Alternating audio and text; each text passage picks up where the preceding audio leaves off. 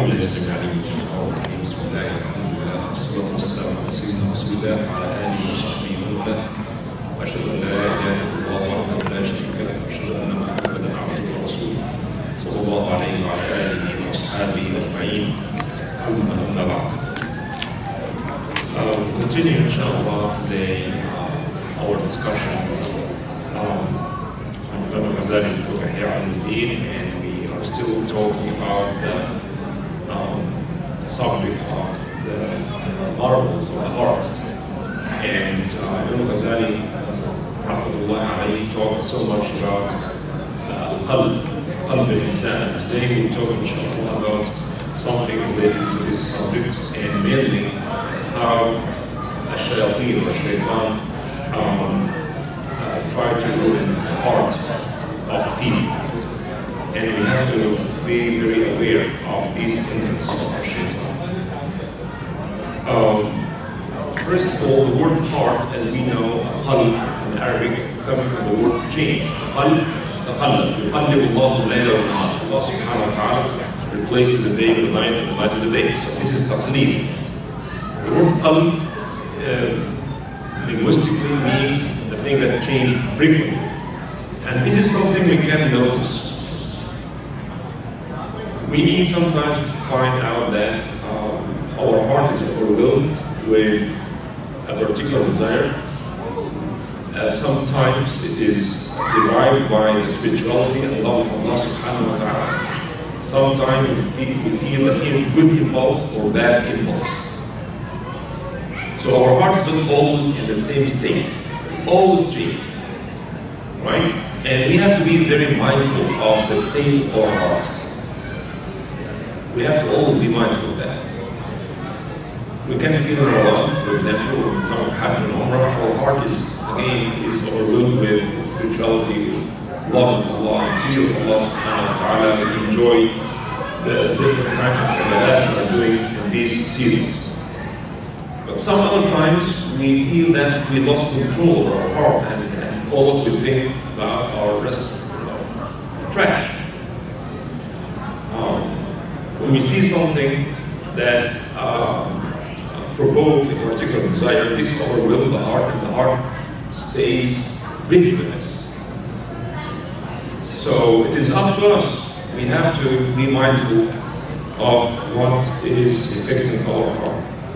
Imam Ghazali suggests that in this constant changing, the first thing that affects the heart is what he called the khawatir, ideas, thoughts. And these thoughts sometimes change or become a desire. And the desire becomes a niyyah or determination. And the niyyah, determination, becomes an act. So it all starts with an idea. It all comes with an idea. Sometimes you feel that one idea makes you think so much about it. And then you becomes a determination. And when you determine to do it, then you eventually may do it. So if we cannot control the thought, which is not harmful, by the way, as long as you're not acting. In other words, we are not responsible. It's not a sin if you think about something bad. If you think about doing something bad, you will not be responsible until you do it. Unlike the good deed. If you think about doing good deeds, even if you don't do it, you'll be rewarded for it. But the problem is that these bad ideas, they continue to grow and grow, until they become a will or a desire. Then it becomes determination, and then it becomes an action. So if someone thought of doing something bad, and if he did not stop himself at this point, if he did not kill this idea, eventually this idea will become a desire, because we think about it so much. And because we think about it so much, it becomes a determination. You determine to do it. It becomes a niyyah, intention. And then, if you don't stop this niyyah or determination, it will become an act. And when it becomes an act, if you don't repent and stop, then it will become a habit. And that's why you see many people are addicted to something that they cannot stop. And they try and try, but they always fail. Right? It's much easier to resist the evil ideas. But these evil ideas are there all the time. We'll talk about this in some detail, inshallah. Bad ideas come all the time. And Imam Ghazali says the heart is like a lake, right? That gets its water from under the ground and also from different rivers. Various rivers bring water to one lake. This is the heart. What affects the heart is not one thing or two things, but multiple things. Something comes from within, that is thoughts and ideas, desires, appetite, anger, and things from outside that has to do also with the senses. How else? What we see, what we hear will affect how our heart reacts. That's why Rasulullah said in the hadith, Al-Aynani tazna, that the eyes commit zina. And the zina of the eye is looking at haram things.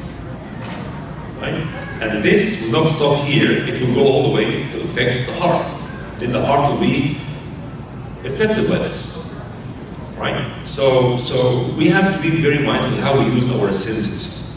Because this will directly affect our heart. And how we control the anger and appetite, as we mentioned before. So, he also refers to the hadith of the Prophet ﷺ about these khawatir ideas. And these khawatir ideas, by the way, are not always bad. Sometimes we get a good khawatir, right? That you feel like you want to visit your cousin. Or you feel like, I want to pray qiyam today. Or you feel like, you know, I haven't, you know, give salah for so long, so I'm going to go and give salah. These ideas are good and bad. So what are the sources of these ideas? The hadith Rasulullah says, في القلب لمتان لمة من الملك إعادة بالخير وتصديق بالحق فمن وجد ذلك فليعلم أنه من الله سبحانه وليحمد الله ولمة من العدو إعادة بالشر وتكذيب بالحق ونهي عن الخير فمن وجد ذلك فليستعذ بالله من الشيطان. In the heart there are two impulses, Rasulullah said. Right? One comes from the malak, an angel. Right? It's not only shaitan who bring bad ideas, but also angels bring good ideas. Like the examples I just mentioned. Lammatul malak, the impulse that comes from an angel is i'adul khayr, promising good and confirming the truth. Right? Yuraqeen Imam. So if you find something like this, know that it's from Allah subhanahu wa ta'ala and be thankful to Allah subhanahu wa ta'ala. Didn't you experience this before? That you feel like someone is pushing you or guiding you to do something good. Good ideas. And you think, I didn't know, I just found myself, you know, I thought about this, I didn't know where this idea came from, but alhamdulillah. So always say alhamdulillah and know it's from Allah. Allah subhanahu wa ta'ala sent this angel to remind you of doing something. It happens, right? And the other impulse that comes from a shaitan, i'adul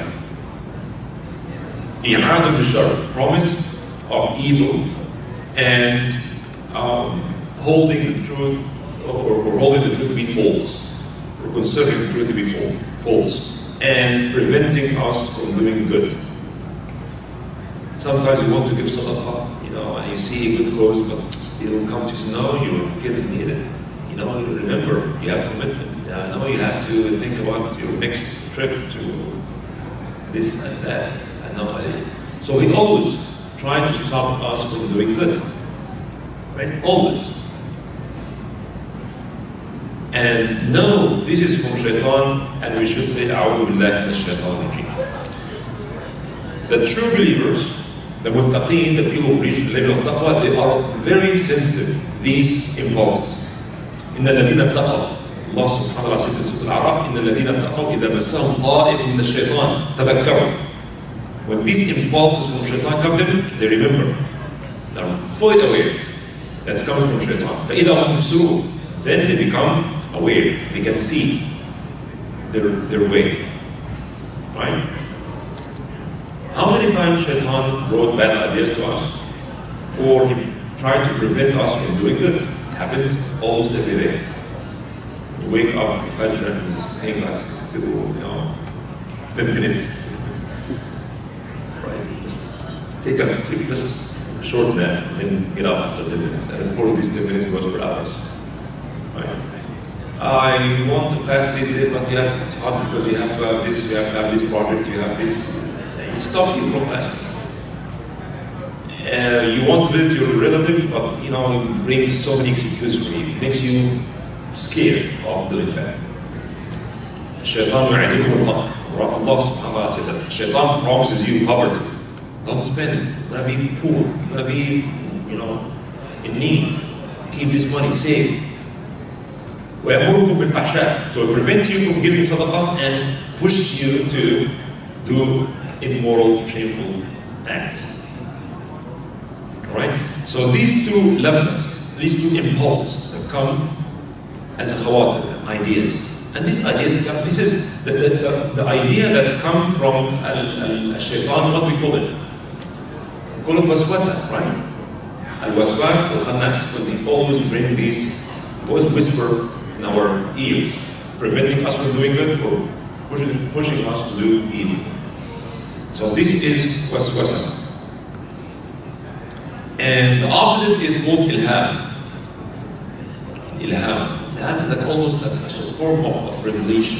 It's like someone reveals something to you. Like shaitan makes waswasa, but the angel brings it to your heart. So your heart feels like, I want to pray, I want to go for Allah. And that's called ilham. Right?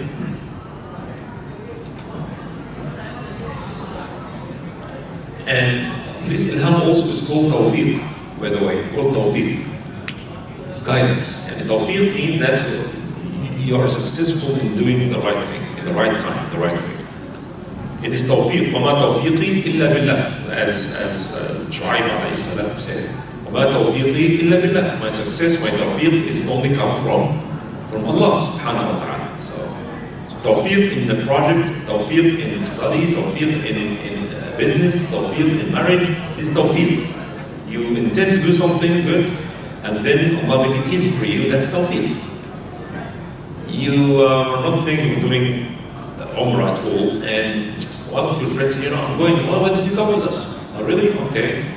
And then you see yourself very busy preparing yourself for doing Umrah. You're not thinking about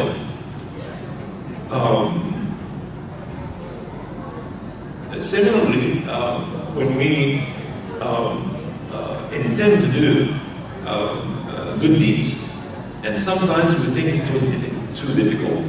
I cannot do it, I don't know how, but Allah subhanahu wa ta'ala make everything easy for you.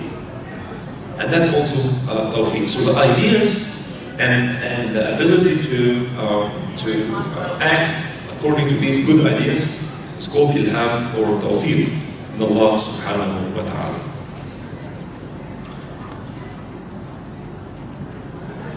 Anas radiallahu anhu narrated that Rasulullah sallallahu alayhi wa sallam said, إِنَّ الشَّيْطَانَ وَاضِعٌ خُرْطُومَهُ عَلَى قَلْبِ ابْنِ آدَمَ. Shaitan always put his nose, khurtum means the trunk or nose. سَلَسِمُوا عَلَى الخُرْطُومِ. He put his nose, in other words, he's always concerned with the act or the heart of the son of Adam. فَإِذَا هُوَ ذَكَرَ اللَّهَ خَنَسْ. So when we make dhikr, khanas means it runs away. He cannot tolerate dhikr of Allah subhanahu wa ta'ala. وَإِنْ نَسِيَ اللَّهَ تَعَالَى الْتَقَمَ قَلْبَهُ. When you forget the remembrance of Allah subhanahu wa ta'ala, then he's always in full control of his heart. Bring all kind of evil ideas. All kind of bad ideas. In other words, our weapon against shaitan is dhikr, basically. Always be instead of dhikr. Otherwise, shaitan will find this heart accessible and he will do his job. In the hadith also, Rasulullah said, إِنَّ الشَّيْطَانَ قَعَدَ لِبْنِ آدَمَ بِطُرُقٍ. This is another example of how shaitan prevents us from doing good. قَعَدَ لِبْنِ آدَمَ بِطُرُقٍ فَقَعَدَ لَهُ طَرِيقُ الْإِسْلَامِ. The road of Islam. When people want to convert to Islam, the time of the Prophet ﷺ, so what are you doing? You're going to leave the tradition of your family? You're going to leave your family and follow something you don't know whether it's right or wrong? Then they disobey Shaitan and they convert to Islam. And then now the time for Hijrah. And then Shaitan again comes and says, what are you doing? You're leaving your business, your properties, and your hometown, and go somewhere else, you'll be homeless, and you don't have a job, you don't know anything, nobody there. But they disobeyed Shaitan and they went for Hijrah. And then the time for Jihad, defending yourself, you have to go and sacrifice. And he told him the same thing, are you crazy? You're going to, you have children, you have wives, you're going to kill yourself? And they disobeyed them, and they went for jihad. That's why the Muhajirin and Al-Ansar, Allah subhanahu wa ta'ala said about the أُولَٰئِكَ هُمُ الصَّادِقُونَ. Those are the truthful ones. They have been tested. Islam was not easy for them. Hijrah was even more difficult, and jihad was the highest level of challenge. And they just succeeded. They passed all these tough exams. There's no way that these people are hypocrites, or they're doing this for any selfish reason. Right? Now, Imam Ghazali, after this, talked about the interest of the shaitan. And he gave this example again, always give example or analogy for us to understand this point. He said, think of the heart like a fortress. Right? You can see this in movies. When the enemies try to attack, they try to find the weakest point in this fortress, which is the doors, right? They try to break one of these doors to be able to enter. He said this is exactly what it is. Your heart is like a fortress. You want to protect it from Shaitan. Shaitan is the enemy. He wants to get in, to have control over the heart, to plant the seed of evil promises and bad ideas, to keep the heart busy with his ideas, always. Right? So for us to protect our heart, we have to be, number one, aware that an enemy wants to come in, and we have to know the gates through which he can enter into our heart, and then have control of our heart. Is this clear? So, and he will continue now to talk about the entrance, or the madakhil, shaitan, into the heart of the people. He said one of the greatest gates that shaitan can easily use to get in the heart is al-ghadab wa shahwa, as we mentioned before, appetite and anger. Appetite and anger. And he said that anger is the monster of the brain, or the intellect. And when the intellect is weak, he cannot protect this gate, and shaitan can easily come. And there's a story here when Iblis, Allah, came to Musa, and he said, "Ya Musa, God talked to you, and you're very close to God, and you know where I'm going, what the hellfire, and I want to repent. So can you ask God to accept my repentance? Is there any way I can just avoid my fate?"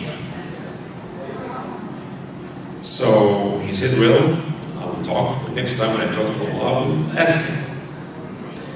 And he talked to Allah subhanahu wa ta'ala, and he said, "Ya Allah, Iblis wants to repent. Is there any way?"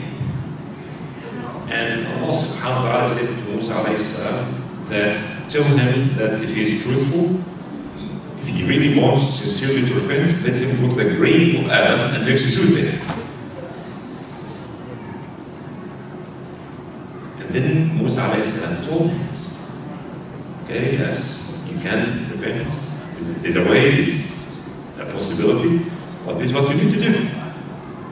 So I didn't make sujood for him when he was alive. I'll make sujood for him when he's dead. No, I'm not going to do it. I'm not going to. And then he said to Musa alayhi salam, you know, you have done a favor because you mentioned this to Allah, and remember me in 3 situations. It's a gift, like he's giving him a gift. Okay, because you did me a favor, I'll do you a favor. Remember me, be aware of me, be careful in 3 situations. Otherwise, I can destroy you in these situations if you are not aware of me. Remember me when you get angry, because I will be in full control of your heart, and my eyes will be in your eyes, and I will run or flow in your body like the blood flows in your body. Right? Remember me when you get angry, because when someone gets angry, I continue to breathe into his nose, to bring fire, more fire, to make him more angry. Until or to the point where he does not know what he's doing. This is exactly what happens. People get extremely angry, they don't know what they're doing. They don't really know. They say stupid things and they harm themselves or those who are around us, around them, and they don't really know. They lose control because Shaitan keeps breathing into his nose. And then he said, remember me in the time of Azaf, or when we fight your enemies. Because I'll always come to the son of Adam in this time to remind him of his wife, and his parents, and his children, and so on, to make him go away and doesn't join me.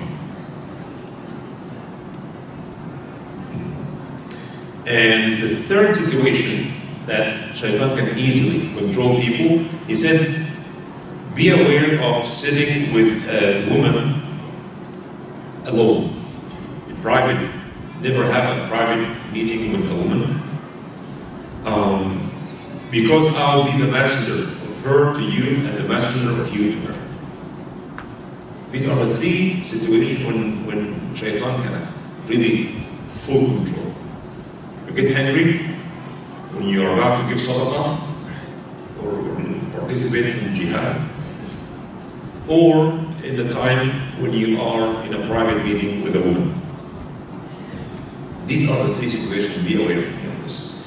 And Imam Ghazali made a comment on this, and he said these are the 3 situations. One has to do with anger, obviously, and the other one is sexual desire. The third one is stinginess. Woman issue comes to sexual desire, anger, and the third one is al-hirs, stinginess. Hirs, shahwa, wal-ghadab. These 3 things: anger, appetite, and stinginess.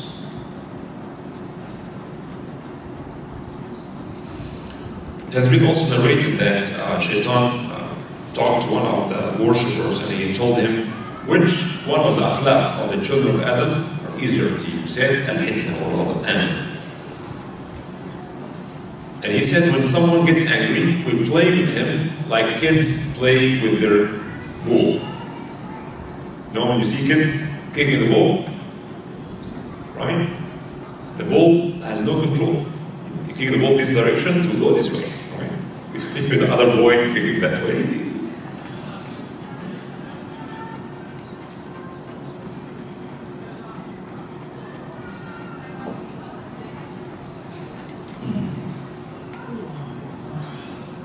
This is one of the gates that we talked about that you have to protect. If you want to protect your heart, you have to protect this gate of appetite and anger. The other gate that Shaitan always uses to get into the heart and to have control over it is envy. Envy and greed. And they are attached to one another. when we are so greedy and selfish, we don't like to see people having something we don't have. No, this is part of the akhlaq that we have to be aware of and to purify our heart from. Okay, hasad, envy. You know, the first murder happened in human history. The son of Adam killed his brother, right? Qabil and Habil. We know the story. And it was envy. But why he gets something I desire and he gets it. So when people cannot control their feeling towards the blessings of others, then it becomes envy. And sometimes people act upon it. Not only they wish that this person loses his job or divorce his wife or to get sick because it's too healthy. People sometimes think this way. Very evil thinking. And Shaitan again encourages this kind of feeling.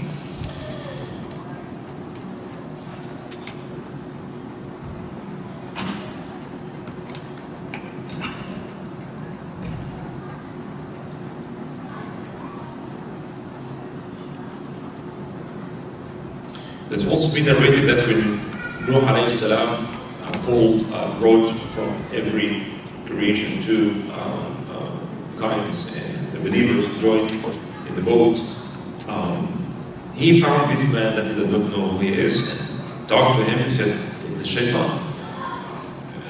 He said, why are you coming here? And he said, "I came to attack the hearts of your friends so that you will have them with their bodies, you will have their bodies, and I have their hearts." And this happens sometimes. Right? So he said, I came to attack, to control their hearts, so you get the bodies, believers, musallis, regular, few in the masjid, but their heart is controlled by someone else. Right? So you get the body, and I will get the heart. This is what he wants. And he said, "Get out of this, oh adu Allah, may Allah curse you." And he said, there are 5 things that I destroy people with. I will tell you 3, and I will not tell you the other 2. So Allah subhanahu wa ta'ala revealed to Noah that let him tell you the 2. Insist in numbers. He said, these 2 are لا تغلباني اللتان لا تغلباني الحرص والحسد.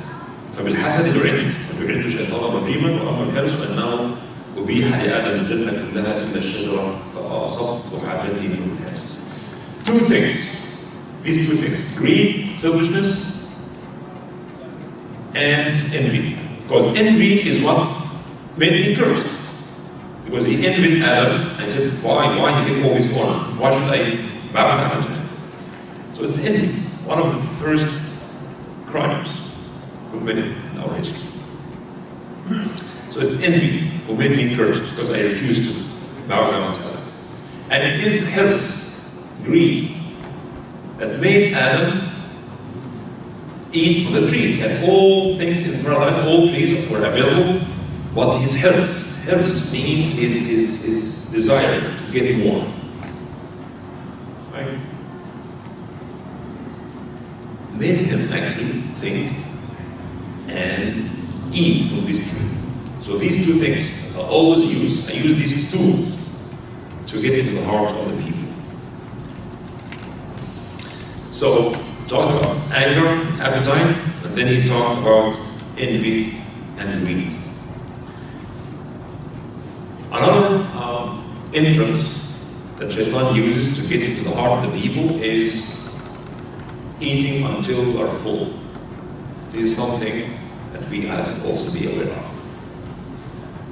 Even if we are eating halal food, the fact that we eat until we are full, it makes the desires stronger, and the desires are the weapons of Shaitan. Shaitan likes to work on our appetite. So Imam Ghazali will talk in detail later on about the afa, or the what destroys people is the desire of their stomach and their private parts. We'll talk about these 2 particular appetites. But here he just very briefly talks about this, and he said that when we eat so much, even if we're eating halal food, these are the weapons the shaitan uses. It has also been narrated that Iblis talked to Yahya in the Zakaria alayhi salam.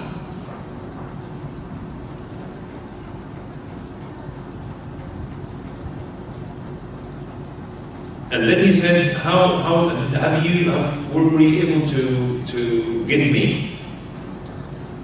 In one way or the other. Because Yahya alayhi salam was one of the best prophets. He had never committed sins, and he was very young. He was a young boy, and he was a prophet from the beginning. And Isa alayhi salam used to say that he's better than me. Okay, John the Baptist in the Bible. So he said, have you ever done something to me? He said, yes. He said, what did you do? He said, we made you eat until you are full, and this makes you very heavy in ibadah. Made ibadah difficult on you. Is there anything else? Shaitan said, no, that's the only thing. So Yahya alayhi salam said, by Allah, I will never fill my stomach with food at all. Fill it until it's full. And Iblis said, and by Allah, I will never give this advice to anybody else. Because he exposed his trick. Imam Ghazali talked about the bad consequences of filling our stomach with food. And he mentioned some of them is that the person who eats until he's full will lose mercy on others because he thinks we're all full like him, and it'll make ibadah heavy. His heart will not receive the words of hikmah or maw'idah because his heart is now sleeping, his stomach is busy. And in addition, he said plenty of illnesses come as a result of this. I'm sure now we all understand what he's talking about. As Rasulullah said, the worst container you can ever fill is your stomach. Right? So this is the source of so many illnesses. Diabetes, blood pressure, and cholesterol, and heart disease, and cardiovascular disease, and so on and so forth. Another one of the gates of shaitan will end, inshallah, with some of these things is that that he decorates for us that we want to buy this, you want to buy that, you want to buy these curtains, these carpets, and this furniture, and people become always busy with all these things. They make it like the luxury things, make it as if it is necessary, right? It's not necessary, but he always keep on, and that's why we'll see all these magazines ads this. Okay, why don't you buy this? Why don't you buy that? And when people spend their time, their money, and their effort in following all these things, then they lose their life. Their heart will be filled. Their heart will be busy with all these things. And shaitan likes this. Keep in mind, your heart is like a container. If you fill it with water, you cannot add milk to it. It's either water or milk, you cannot do both. So even if it's filled with something that's not haram, again, all these clothes, furniture, jewelry, decoration, the house, front yard and backyard and basement, and all these kind of things that make people really busy. So you have no time for dhikr, for ibadah, for reflection, for serving Allah, for preparing for al-akhirah, because you're too busy. People always complain they're too busy, right? Too busy with what? With dunya. It's dunya, 90+% is good for dunya. So if you fill your heart with 90%, if your heart is busy with dunya, you need to add more RAMs and more memory sticks and things. Experts can help us with that. You have capacity, right? Once you reach the level, then خلاص you cannot absorb more information, more data. خلاص. So look at your heart and look how it says, smartphones and computers will tell you these are the apps and the programs that is filling your memory, right? Photos, videos, texting, what else? Documents, right? And each one of them some of them take bigger space, some of them videos usually take bigger space, right? So this is like a heart. This is your heart. Every time you see this, remember this is your heart. If you have work taking 30%, family 20%, vacations and decorations and furniture and cars and smartphones, 50%. And then what's left? For al-akhirah. What is left? You're gonna find these very narrow, small, usually gray space, that's for Allah. This 5% is for Allah, and the rest is they fill. That's why our ulama said that to fix the heart, you have to do what exactly we do. If you are run out of memory, or out of what do you call it? Yeah, memory. If you run out of memory, then what do? You have to delete some of these pictures and videos. This is what we do, right? This is exactly what it is. Perhaps if Imam Ghazali is alive today, he would have given this example. You cannot expand the 5%, gray 5% at the end for Allah unless you delete. How many things that we have to delete from Allah? It's difficult to delete it, right? But we have to. Or you have a choice. Keep these 5% for Allah in Ramadan and barely 5 day prayers, giving zakah, that's it, alhamdulillah. You have to delete all these videos and photos and documents that has no use, no value. And fill up. That explains why we have prophets, we have saints and Siddiqeen, and we have Salihin, we have awliya of Allah, and then we have regular Muslims. And then we have people who have zero for Allah. We have all these kind of things. So when you hear about one of awliya Allah who can just look at you and find out what's going on, there are plenty of stories, plenty of stories. Imam Ghazali mentioned some of them. A person with the name of Shibli was sick. One who narrated this said, I went to visit him and he was very sick. He was about to die. He said, I said to myself while I'm sitting, visiting him, that this guy left nothing for his children. He has nothing. And he said, this idea came to my mind. He felt sorry for him because he's almost dying now. Who's going to take care of his family? And this man was sick. People come to visit him. He said, look at me. I said, fear Allah subhanahu wa ta'ala, the one who creates us, who provides for us. Know what to say. Uthman radiallahu anhu was one of these people. One of the narrators, he said, I was coming to Uthman and on my way I found a woman, I kept looking at her for so long. Then when I entered, Uthman looked at me and he was angry at me. He said, why would one of you come to me and I can see zina between his two eyes? He said, is there any wahy? After the Prophet said, no, it's not wahy. So it's ilham, this ilham, as we talked about. It's kind of wahy, but it's not like full wahy that comes from the prophets. And this is what these people, their heart is pure, it's clean. They have a clean heart. Their heart is, all these garbage are deleted. Delete. It's all Allah. It's all for Allah. The entire heart is filled. That's why Shaitan cannot do anything with these people. Cannot do anything. The best he could do is just to make them forget a little bit about Allah subhanahu wa ta'ala. Like the story of Ihya, who ate until he was full and this made him unable to pray extra ibadah. That's the best he can do, right? So حب التزين, أثاث, الثياب, الدار, it said these things that it is not haram in itself, but again, it fills the heart with so many things. So, and this is exactly what Shaitan wants. Shaitan wants you to stay away from Allah.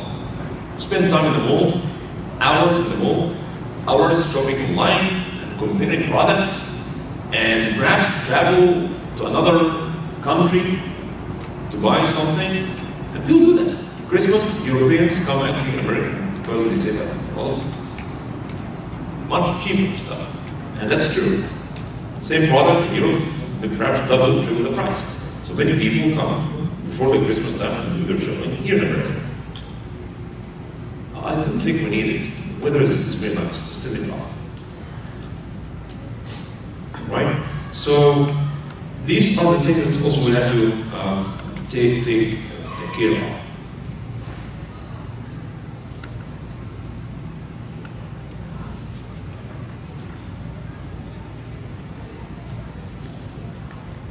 One of the ways, or the gates, or the entrance of shaitan to the heart is al-ajala, وترك التثبت في الأمور, rushing, or making immature judgments, conclusions, to hurry, doing things quickly, without just taking some time to think.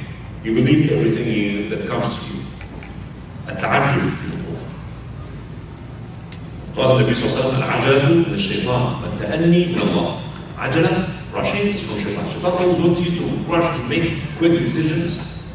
التأني is to think before you make a decision, is from Allah subhanahu wa ta'ala. Now of course sometimes we have to make quick decisions, but that's the exception. Normally we have some time to think, to consult, to investigate, right? وكان الإنسان عجولا. Allah subhanahu wa ta'ala says الإنسان by nature is عجول. He right to rush. No, he's impatient.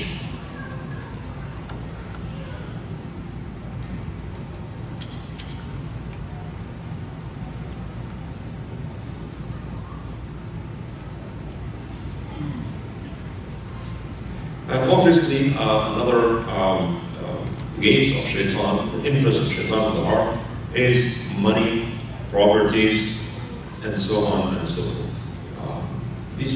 Everybody likes money, and everybody likes to have more lands, properties, stocks, and so on. And this is actually one of these fights, the big fight that really makes the heart busy.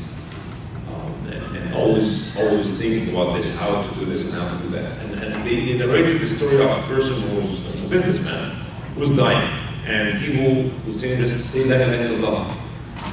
And you say, oh, don't forget this in this store, these goods sell with this price. And say la ilaha illallah.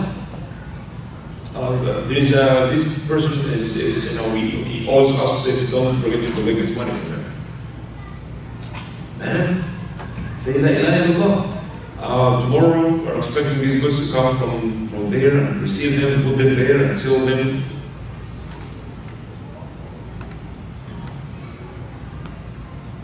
There's no room for la ilaha. He doesn't want to say it because he's too busy. Even while buying, he always thinks about his business.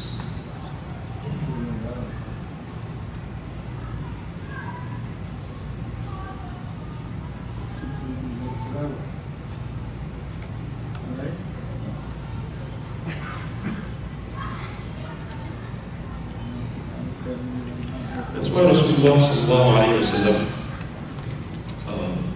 he said to his companions, I'm not concerned about poverty.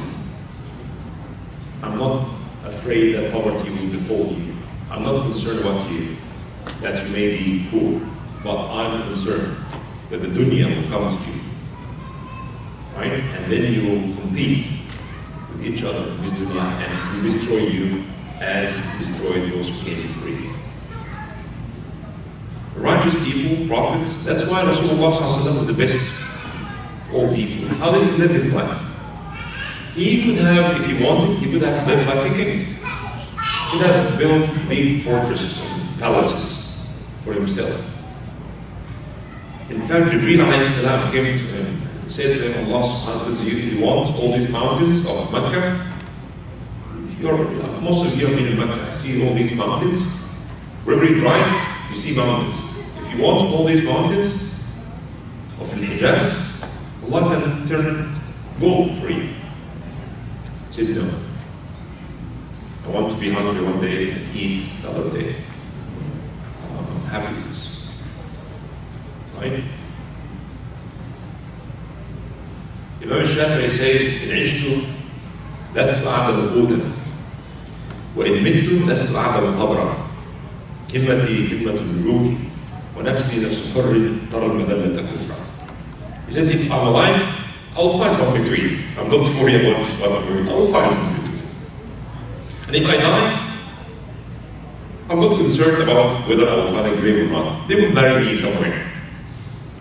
So, if you're alive, don't worry about your food. You can find something to eat. You know, Allah provides for worms, for birds, all ants, insects. He'll provide for me. I'm not concerned about. I'm not going to die out of hunger otherwise. And if I die, then I'll find a grave. إن عشت لست أعدم قوتا. قوت means food. وإن مت لست أعدم قبرا. My determination is like the determination of kings. And my spirit is the spirit of a noble, free man who consider humility kufr. I'll never accept humiliation.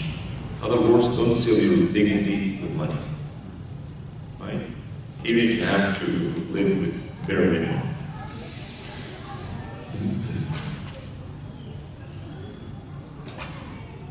As the opposite of this, also another interest in bukhl, stinginess, and fear of poverty. And this is also one of the things that make people unable to live your life comfortably. Fear of the future, uncertainty. We don't know what's going to happen in the future. Anything can happen, right? If it's going to happen, then you cannot stop it. If it's not going to happen, there's no reason to worry about it. Imam Ali used to say that. Imam Ali ibn Abi Talib used to say that. Just have fun, be happy, don't be worried, because worry is not going to help you. If something Allah determined to happen, it's going to happen. You cannot stop it. Leave it to Allah subhanahu wa ta'ala. Worry is not going to stop it. And if it's not written, it's not going to happen. So why worry about something that will not happen? And in both cases, leave it to Allah subhanahu wa ta'ala. But fear of poverty is one of the الشيطان يعدكم الفقر ويأمركم بالفحشاء.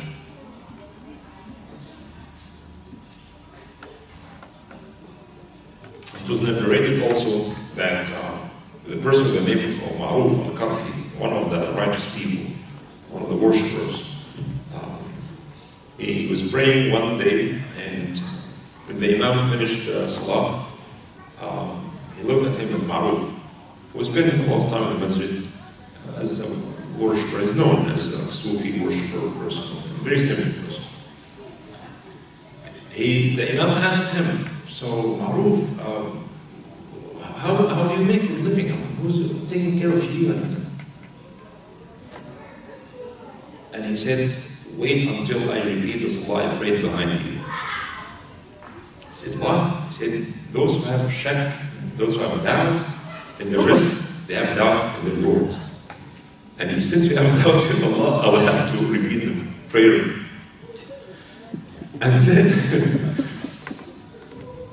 And then he told him that the one who created Ar-Rahman, he pointed to his teeth.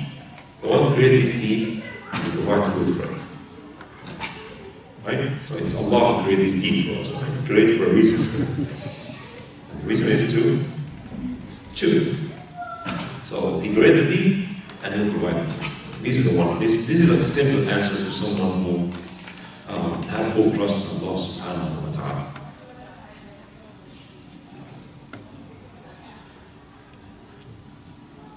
It has been narrated that when Iblis came down to earth, he said, Ya Allah, you brought me to this earth and you cursed me, so provide me a house. He said, bathrooms. I need a majlis. He said, a majlis, your majlis is a swap. Swap, a suit, bargain. What's my food? He said, your food is the food upon which the name of Allah is not mentioned. And what's my drink? He said, drink is every muskir, everything that intoxicates. And I need a mu'adhin. He said, the mu'adhin is the mazamir, the music it's used to divert you from Allah subhanahu wa ta'ala. He said, I need also a Quran. He said, for your Quran is poetry, the bad poetry. And provide me with hadith. He said, your hadith is lying. Traps, I need traps. He said, women. Not women themselves, but the desire.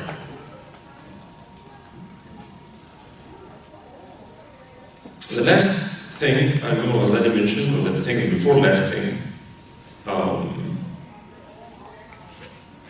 putting your hope in on people. That sometimes people, they are hypocrites, they go and praise people and try to get closer to the view of power. When people are wealthy and powerful, everybody wants to be their friend, right?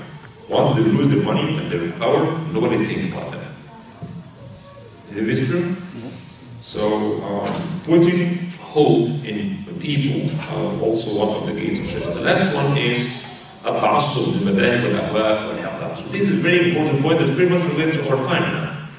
It's fanaticism for madhahib, groups, and which leads to conflicts and animosity and degrading people. This is what destroys both the good and bad people. Think about it. Those who are always busy defending their madhab and attacking other madhab. Defending their group and attacking other group. I know people are supposed to be quote unquote good Muslims. Always, every time they speak, they criticize others. Always. Oh, don't listen to this shaykh, he's dal, he's bad, he's Sufi.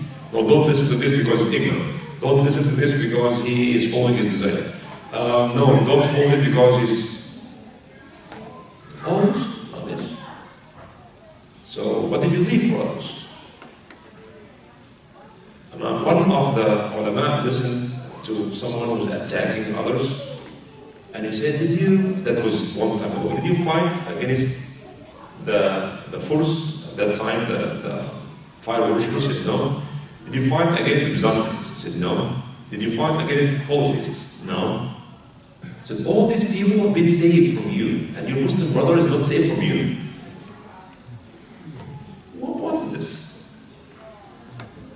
If you have some power, you want to fight, don't let two people to fight you.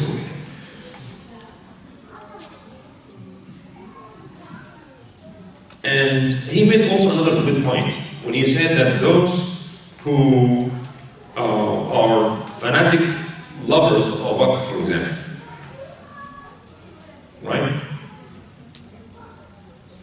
He always defended Abu Bakr. Right? Muta'assib means fanatic. And he said, and he always, unleashes his tongue to backbite and to insult other people. And he said, if Abu Bakr is alive, he will be his first enemy, because Abu Bakr hates this. And similarly, those who are supporting Ali, and they claim that they are supporters of Ali and defend Ali, said if Ali ibn Abi Talib, in the day of judgment, Ali ibn Abi Talib, the day of judgment will be their opponents. Because these people are claiming and supporting Imam Ali ibn Abi Talib have nothing to do with his akhlaq, with his taqwa, with his zuhd, and contentment. You will see someone wearing silk and have all kind of money getting from haram, and he's defending Ali. He says that's not the way it should be. If you really love Ali, then you have to live like him. Okay? It's like those who always preach the message of Jesus, and they're living in $10 million homes, and they have their own personal jet. Jesus, they're talking about Jesus, they're preaching the message of Jesus and living like a king, making money out of teaching. That's not Jesus. Jesus was waking, walking, barefoot, and has no house. Lived a very simple life, not lived like a king. So that's not how it works.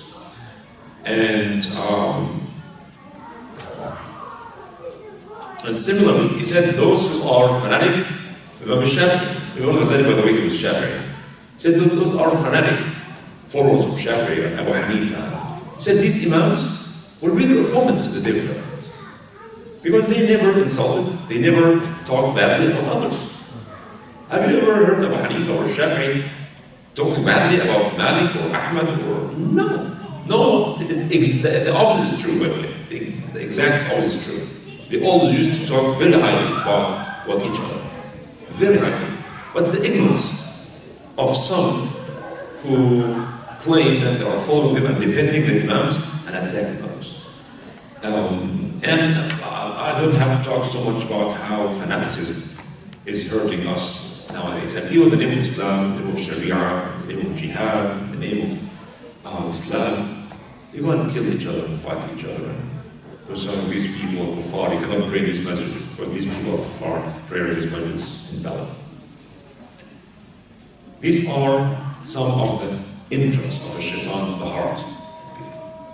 Imam Ghazali wanted to write a book, and he actually mentioned the name of a book he intended to write, but he did not write. He died before it. It's Talbis Iblis. The word Talbis could be like deception of Iblis. But Imam al-Jawzi, rahimahullah, wrote this book. The book is published. It's called Talbis Iblis. How Iblis tried to deceive us in certain ways. I'll stop here, inshallah, if you have any comments or questions.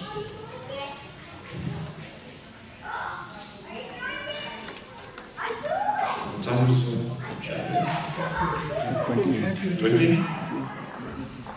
Yes. You mentioned about Ilham, right? So the idea of Ilham for me is like Wahi and Ilham. So Ilham could come to a common human being? Yes, Ilham can come to a common human being. It happened, and you know, as I said, it happened many times. The example of Umar when he was giving a khutbah, and all of a sudden he said, Ya Sariya, Al-Jabal. He was giving khutbah in Medina, and Sariya was leading the Muslim army in Damascus somewhere. And all of a sudden he screamed, Ya Sariya, and people they heard, because he felt as if he's watching from a screen that the enemies are coming. So he said, resort to the mountain. And the people in the masjid don't know what he's talking about. This is called telepathy. People have communication through unknown ways. When a mother who is far from her baby feels that her baby is, and she feels, how? We don't know. And she runs to the house and she finds the baby crying out of hunger. This communication is also full of ilham. Allah subhanahu wa ta'ala gave Umar this ilham that Inna min ummati muhaddathin. The Prophet said, some of my ummah are muhaddathin. They will get this ilham. And Umar is one of them, he said. Umar is one of them. And the example we mentioned about Uthman, right? And ilham also can come in dreams. Good dreams is part of the one of 40 parts of the prophethood. The good dream that comes, you can see things. You are praying istikhara and then you see things clearly, clear sign, do or clear sign don't. That is also a form of ilham. Does this ilham Or can we consider this ilham a source of sharia? No. Nobody can say, you know what, I just got ilham from Allah, I should not pray. No, that's not ilham from Allah, it's was from shaitan. Right? Okay, so ilham is not something that contradicts sharia. Right? Allah.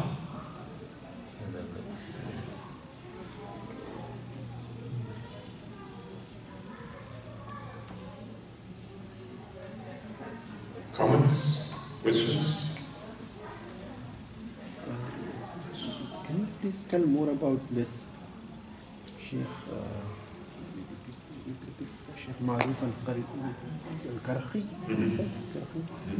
So who was he exactly? Al-Karh is a place, I think, in Iran today, and Ma'ruf al-Karhi was known. I mean, if you read Harith al-Hasabi or al-Jawzi or Imam Ghazali, they always mention him as one of the people who were known as a very wise person who, practiced what we call zuhd, or asceticism, we call it. They take from this dunya the bare minimum, the thing that makes you live in this dunya, but keep your niyyah, your akhirah, your niyyah is your akhirah, right? So, and this is a very high level of taqwa and iman and awareness. It comes from the fact that they know that I'm here temporarily. Our life is like a flash. This lightning you see yesterday, all of lightning. Our life comparing to the time of existence until the day of judgment, our life, your life, my life is like flash, come and go. That's why people will be asked at the day of judgment. How long have you been alive on earth? A day or part of the day? Our life, we do not realize how short it is. We do not, I think. It's like a dream. You always see a dream, a few seconds. Our life is like a dream. These people understood this fact. They understood this fact. And this fact was just very big. They were not attracted by the attractions of this dunya. So that's why they directed their senses, their intellect, their heart, their mind to Allah. Allah is everything there. They're not doing the fara'id, no. For them, qiyam is not enough. It's not enough. It's like we cannot live without breathing. They cannot live without praying, fasting. These acts for them is not like extra. It is their life. It's like you get a fish out of water, it will die. So for them, all this memory is all for Allah. You have, maybe they get married, have a family, and 5% for this dunya, and the rest is for Allah. That's why they're happy. They're very happy. And we do the exact opposite, and we think this will make us happy. That's not going to happen. You have all these files, you need to delete them. It may be difficult. This is the way to go. This is actually what Imam Ghazali is arguing. Your heart cannot be filled with dunya and with Allah. Love of dunya and love of Allah cannot coexist. This is the argument. You have to empty your heart first before you think of filling it. That's what the takhliya and tahliya. Takhliya means to delete and then to install. You cannot add new apps until you delete another app. Now, the example that you gave is the teeth is given because there will be risk, there will be food. What's given? The teeth. Oh, yeah. The teeth are given and somebody provided for the grave site to be provided. Right. So what is the motivation to work hard or to get ahead in this life as well as motivation to do better in religious aspect of our life? Yes, this statement did not mean that one should just stay and wait for food to come to him. Of course, this is not what Rasulullah said or taught his companions. Muslims build civilization, they were ahead in philosophy, in engineering, in every aspect of life. What motivates are two things. One, in my mind, would be more Allah. One is that the believer should be strong. the stronger believer is dearer to Allah than the weaker believer. And strong in what? Strong in wealth, knowledge, iman, akhlaq. But money is strength. Knowledge is strength.